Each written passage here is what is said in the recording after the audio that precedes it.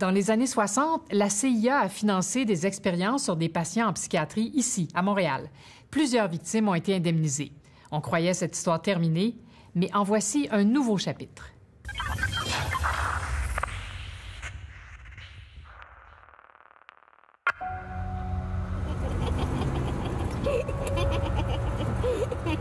Nous sommes en 1964. Diane McIntosh a 5 ans.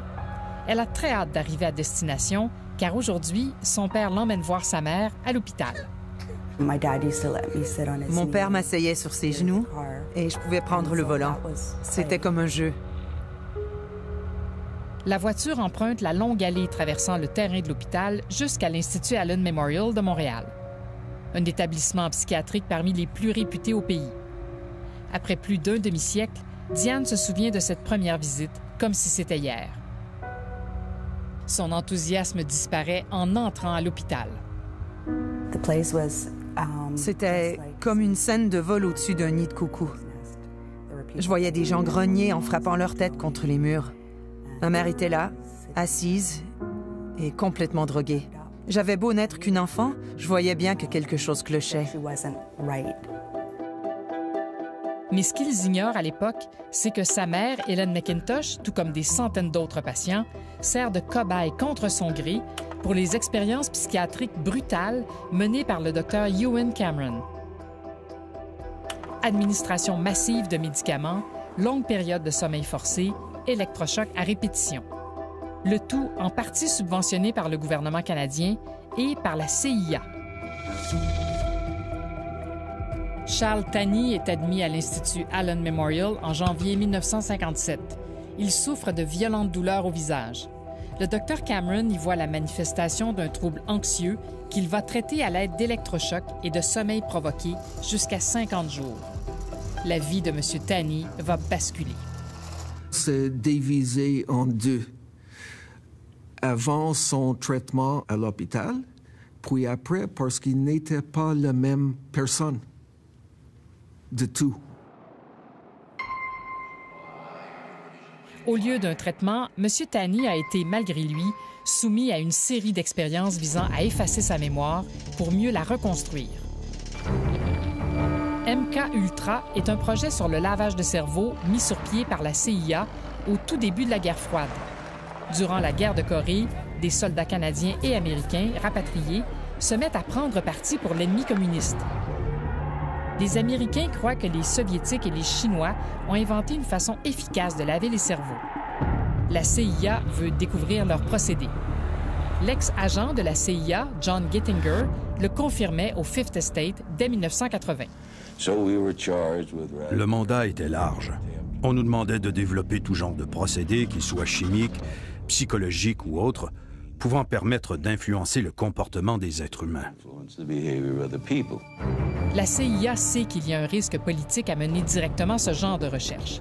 Elle finance donc une société écran qu'elle nomme Society for the Investigation of Human Ecology, société hébergée par une université américaine. La CIA s'intéresse aux travaux du Dr. Ewen Cameron, cofondateur de l'Association mondiale de psychiatrie. Il est aussi directeur de l'Institut Allen Memorial. Le Dr. Cameron ne fait pas l'unanimité auprès de ses collègues de travail. C'était un homme autoritaire, impitoyable, assoiffé de pouvoir, stressé, colérique.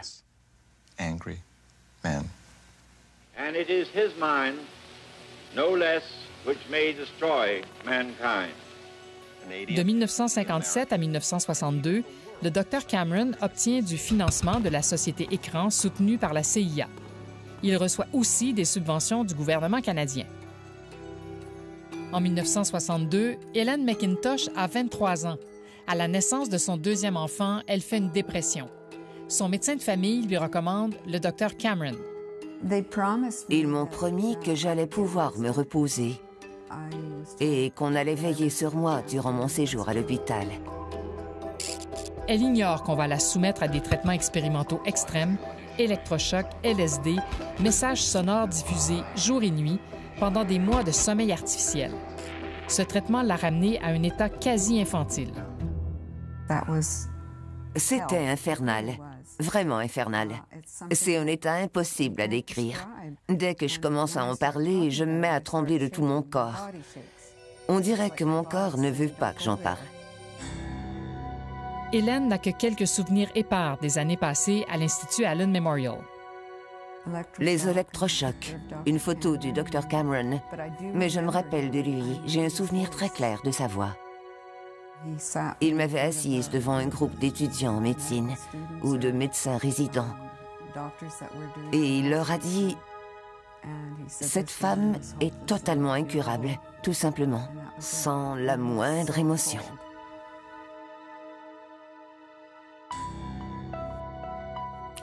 Je me souviens des moments où il la laissait sortir. Quand elle venait chez ma grand-mère et qu'elle montait me border dans ma chambre. Une fois qu'elle était partie, grand-maman venait me souhaiter bonne nuit. Et je lui disais, ne bouge pas les couvertures, n'y touche pas. Maman les a laissées comme ça. Et toute la nuit, j'essayais de dormir sans déplacer mes couvertures. Hélène McIntosh a passé 2 ans à l'Institut Allen Memorial.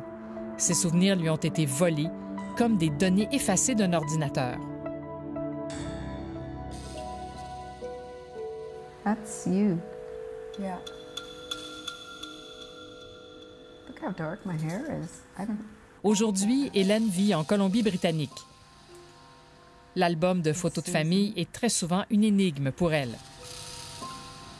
There's Carolyn. So they're not in order. That's me. That's you, of course. Mère et fille ont toutes les deux souffert de ces expériences sur le lavage de cerveau, et elles sont loin d'être les seules. Des victimes ont franchi ces portes par centaines durant les années 50 et 60. Chacune traîne une histoire d'horreur, comme celle qu'Alan Tanney et sa famille découvrent des années plus tard dans le dossier médical de leur père. Le Dr Cameron était très nerveux parce qu'après peut-être 3 ou 4 semaines, il a trouvé que mon père a demandé de voir ma mère. Puis, première chose, il ne laisse pas. Deuxième chose, qu'est-ce qu'il a fait? Il a augmenté l'électrochoc. La méthode du Dr Cameron, appelée déstructuration, vise à effacer la mémoire du patient pour mieux la reconstruire. Dans les notes de Dr Cameron, il a dormi à son 50e jour. Il y a eu 29 sessions d'électrochoc. 21 étaient Page Russell. La thérapie Page Russell, du nom de ses inventeurs, consiste en une série d'électrochocs de 20 à 40 fois plus puissants que ceux utilisés dans les traitements à l'époque. Après quelques semaines, le père d'Alan Tanney est réduit à un état infantile jusqu'à devenir incontinent. Monsieur Tanney ne sait pas où il est. Souvent, il est heureux et comme un enfant. Ça, c'est difficile pour moi en français. Qu'est-ce que c'est en Probably taken as far as we can hope to take him. Et on est allé avec cette patiente le plus qu'on peut.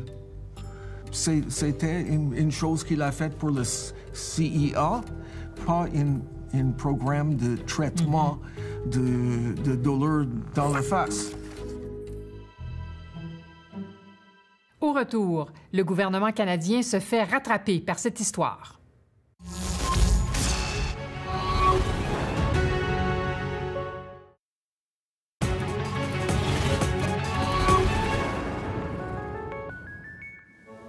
Cet institut, connu sous le nom de Allen Memorial Institute, s'est mérité une réputation enviable sur le plan international pour les travaux qu'on y a faits dans le domaine psychiatrique. Jusqu'en 1977, l'Institut Allen Memorial fait figure d'avant-garde en psychiatrie, jusqu'à ce qu'un article du New York Times révèle l'existence du programme secret de la CIA, le MK-Ultra.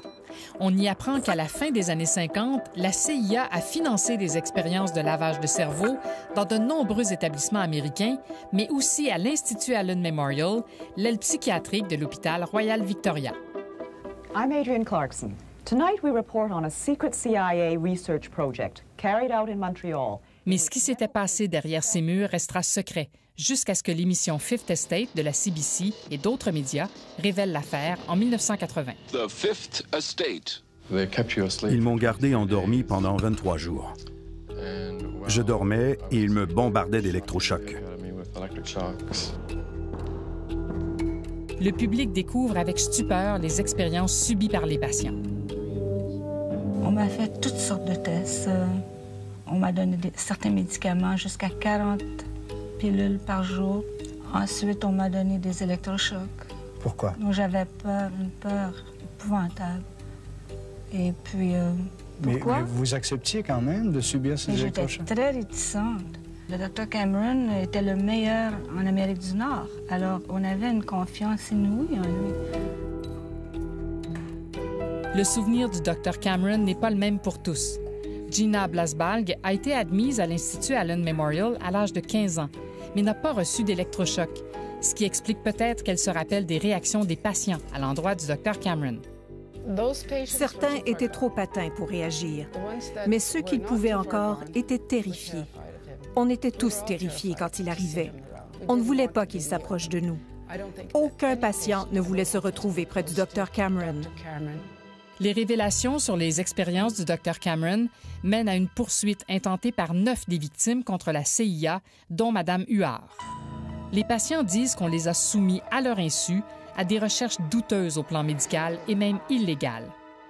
Mais les chances de succès semblaient improbables pour Velma Orlico, une des plaignantes. J'y repensais en rentrant chez moi et je me disais parfois, « Tu penses vraiment gagner contre la CIA? Mais pour qui tu te prends? La CIA est bien trop puissante. » Pourtant, à la fin des années 80, la CIA conclut une entente avec les patients canadiens qui reçoivent 90 000 $ chacun, une victoire morale. Puis, le gouvernement canadien annonce un programme de dédommagement en 1992. Mais seules les victimes qui ont été ramenées à un état infantile par les expériences seront indemnisées. Le gouvernement précise n'avoir aucune obligation légale ou morale de dédommager ces personnes. Le père d'Alan Tanney est l'un de ceux qui ont reçu un chèque de 100 000 $. Est-ce que c'était suffisant comme compensation? Si on ajoute toutes les thérapies que les enfants ont passées, c'est plus que ça. Des années en thérapie, mon père était beaucoup plus difficile. Dans ses relations avec vous? Oui, avec tout le monde. Après son traitement, c'était plus difficile. Finalement, seuls 80 des anciens patients du Dr Cameron répondent aux critères de l'aide fédérale. 250 personnes voient leur dossier rejeté, sans compter ceux et celles qui ignorent l'existence même du programme. Et une fois la date limite passée, c'est impossible de réclamer une compensation. Le programme exclut aussi les personnes décédées. Mon père était dans ses dernières minutes. C'était Blue Cross d'Ontario qui a fait ça pour le gouvernement. Puis elle m'a dit, « Hey, prends un avion, viens me voir pour demain matin à 9 h. » Puis je l'ai fait. J'ai eu un chèque. Puis le jour après, mon père, il est mort. 23 ans après la fin du programme, le gouvernement croyait bien en avoir terminé avec cette affaire. Mais il y a quelques mois, Elizabeth Thompson, journaliste à la CBC, examinait les comptes publics du gouvernement fédéral. Une donnée du rapport de 2017 mentionne un mystérieux paiement lié aux expérimentations de lavage de cerveau d'une autre époque. Ça concernait le dédommagement d'une personne ayant subi la déstructuration au Allen Memorial. Le nom de la victime n'était pas divulgué, ni aucune autre information sur ce paiement. La journaliste finit par découvrir que la personne en question est en fait la fille de Jean Steele, admise à l'Institut Allen Memorial en 1957, alors qu'elle souffrait d'une grave dépression postpartum. Alison Steele n'a pas le droit de dévoiler l'entente, mais elle peut nous parler de sa mère, elle qui a été privée de sa présence après les traitements subis aux mains du Dr Cameron. Ils ont effacé tous ses souvenirs. Comment peut-on oser faire ça à un être humain? Selon Alison, à son retour de l'hôpital, sa mère était absente sur le plan émotif autant qu'intellectuel. Sa relation avec son mari et ses enfants n'a plus jamais été la même. En 1993, le gouvernement a rejeté la demande du père d'Allison. Il n'a pas réussi à obtenir le dossier médical prouvant que sa femme avait été victime de traitements abusifs à l'hôpital. Durant des décennies, la famille d'Allison a tenté sans succès d'obtenir un dédommagement. Je garde un gros dossier. Toute la correspondance de mon père avec le gouvernement. Il y décrit clairement tous les traitements et toutes les choses qu'on avait fait subir à ma mère. Mais il nous manquait le dossier principal. Les années ont passé. Jean, la mère d'Allison, est décédée. Puis, à 93 ans, son père meurt, sans avoir réussi à convaincre le gouvernement de donner gain de cause aux victimes comme sa femme, Jean. Mais en 2015, les choses bougent. En vertu de la loi d'accès à l'information, Allison demande le dossier médical complet de sa mère qu'elle reçoit par la poste. J'ai reçu une grande enveloppe, 300 pages, tirées du dossier médical. Des informations cachées durant des décennies, grâce auxquelles son père aurait réussi depuis longtemps à prouver ce que sa femme avait subi. Parmi les notes découvertes, certaines sont de la même du Dr Cameron. Jean Steele y est décrite comme hyperactive, excessivement bavarde, très peu attentive, très méfiante, ayant un comportement déplacé et pleurant sans raison valable. La description d'une femme qui ne peut plus jouer son rôle de mère à cause des traitements du Dr Cameron. Jean Steele a reçu au moins 24 sessions intensives d'électrochoc. Ces informations ne sont jamais parvenues à votre père. Non, jamais. C'était donc sa parole contre celle du gouvernement. Allison Steele remet ses documents à son avocat, Alan Stein. Celui-ci entame une poursuite contre le gouvernement fédéral au nom d'Allison Steele, qui agit comme liquidatrice de la succession de sa mère. Le gouvernement finira par offrir discrètement un dédommagement à la succession de Jean Steele, mais l'entente doit demeurer confidentielle. Ce que les gens imaginent, c'est si le gouvernement n'en parle pas, c'est parce qu'il ne veut pas réveiller ceux qui pourraient avoir un intérêt à poursuivre. Est-ce que c'est pour ça qu'on fait une entente confidentielle? Exactement. Le Fifth Estate a diffusé l'histoire de Mme Steele en décembre dernier et son avocat a reçu plusieurs appels provenant d'enfants des victimes du Dr Cameron.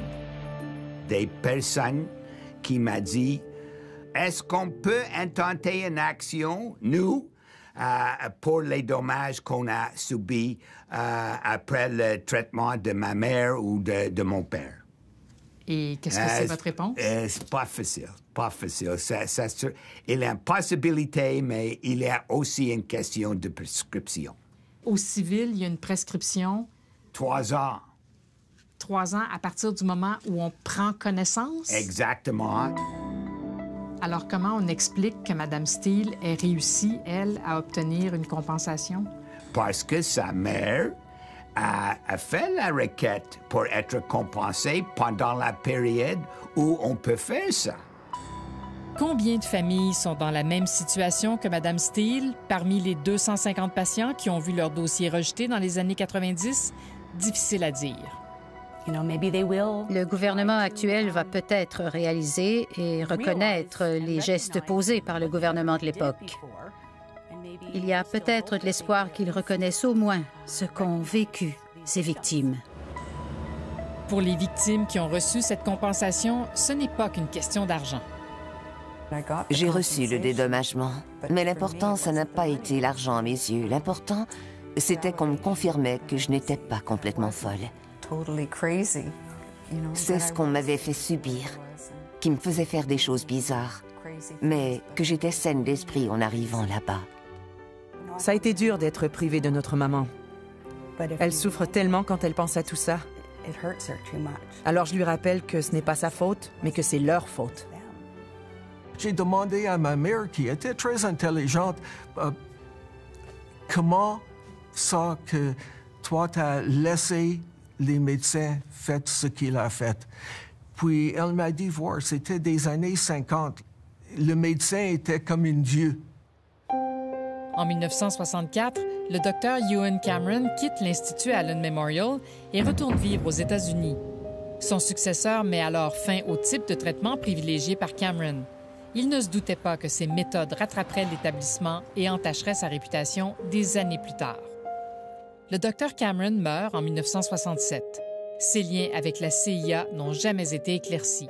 L'organisation a fait détruire pratiquement tous les dossiers du projet MK-Ultra dans les années 70. Encore aujourd'hui, des centaines de Canadiens, des victimes et leurs familles subissent les conséquences des expériences financées par les gouvernements canadiens et américains. Pourtant, depuis toutes ces années, aucun des deux pays ne leur a encore dit « Nous sommes désolés ».